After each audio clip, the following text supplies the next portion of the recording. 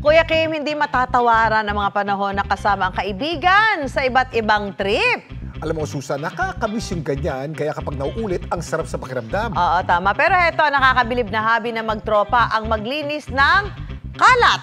Yan ang aking kwentong dapat alam mo.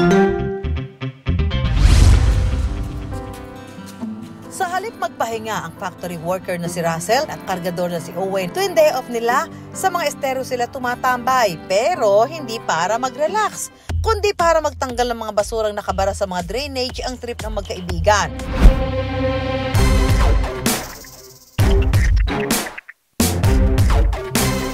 Pebrero ng 2023, nagsimula ni Owen ang paglilinis sa mga estero sa kanilang lugar sa San Pedro, Laguna. Pag umuulan po, nakikita po namin yung mga sanhi talaga ng pagbahay, yung mga basura po. Kunting ulan lang po, sa lugar po namin, baha na po talaga. Isinama rin niya sa kanyang bagong hobby ang kababatang si Russell. Kinontak niya ako, kailangan niya doon ng tulong o mga gamit. Pinuntahan ko po siya, nakamotor po ako. Nag-iikot ang magkaibigan sa lungsod ng San Pedro para silipin ang mga esterong puno ng basura. May mga nandadaan ng kaming kumpul-kumpul, talagang nakakalat na sa kalsada. Pinupuntahan po namin dalawa ng partner ko. Ang kanilang clean-up project, kanilang binablog. Para rin po sa mga kababayan natin na ma-inspire din po sila na yung mga basura nila, sana itabi lang nila, huwag kung saan ilalagay. Sa kanilang social media page rin sila nakakakuha ng mga tip tungkol sa mga estero at lugar na tambak ang basura. Kapag walang trabaho o ibang lakad, ay sinasadya nila ang mga lugar para maglinis. Voluntary lang po talaga namin yung ginagawa. Naglilibot din po kami sa kunyari dito sa San Pedro. Pag wala po rito, kung saan po kami nakakarating. Kung saan po pwede merong maglilinisan. Noong nag-umpisa sina Owen at Russell, wala silang anumang kagamitan sa paglilinis. Wala po kaming gloves. Ito po, wala rin kaming jumper. Samot-saring basura ang kanilang nakukuha. Nababasa po kami. Minsan, yun nga, may nahuhukay kami na mga na hayop, mga patay na hayop. Mukhang mapanganib ang ginagawa nilang paglusong sa tubig na may basura, ayon kay Dr. Via Roderos Galban, isang general physician. Kapag may sugat sa katawan or may opening sa katawan natin, we are more at risk of diseases such as leptospirosis, hepatitis, or other parasitic diseases. Target ni Owen at Russell ngayong araw na linisin ang isang estero sa kanilang lungsod na may mga naipong basura sa barrier.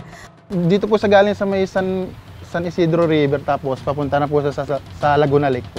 Posible raw na inanod ang mga basurang nakabara rito dahil sa mga nagdaang bagyo.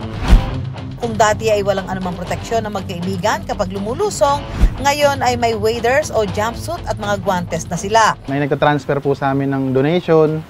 Yun po yung pinambili namin ngayon ng mga gamit namin, like ito, jumper, mga pala, tsaka yung crab clip, yung mga pangdakot sa mga drainage. Pinaghihiwa-hiwalay ni Owen at Russell ang mga basura. Mga napapakinabangan po na pwede ibenta, hiniwalay po namin ng sako para po yung mga naghahakot po ng basura, mapapakinabangan po nila pagka naghahakot sila. Matapos ang mahigit 2 oras na paglusong, pag-iipon at paghahakot, halos 20 sako ng basura ang napuno nila.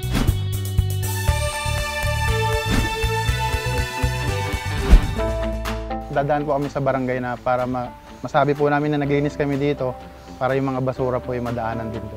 Matapos ang paglilinis estero, umiinom din sila ng gamot. Ang kanilang mga gear ay nililinis din nila. Ang ginagawa nila actually is a post-exposure prophylaxis. So, ibig sabihin, pinoproteksyonan nila yung katawan nila from leptospirosis. Yung sinabi natin gamot kanina is doxycycline. It's an antibiotic na ginagamit natin paggamot sa leptospirosis. Pero ginagamit din natin ito para maiwasan ng leptospirosis. Huwag tayong uminom ng doxycycline ng basta-basta.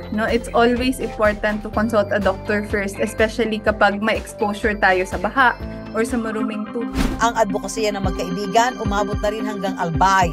Habang nasa biyahe, hinihintuan din daw nila ang mga namamataang baradong kanal, estero at maging mga naipong basura sa daan. 1 week po kami nag-ikot sa simula San Pedro hanggang Bicol. Sobrang saya. Nakakataba ng puso pag nababasa yung comment nila. Sa usapin tungkol sa kalinisan at iwas sakuna, walang maliit o malaking gawain. Dahil ang bawat aksyon, nakasalalay ang kaligtasan ng lahat. At yan ang kwentong dapat alam mo.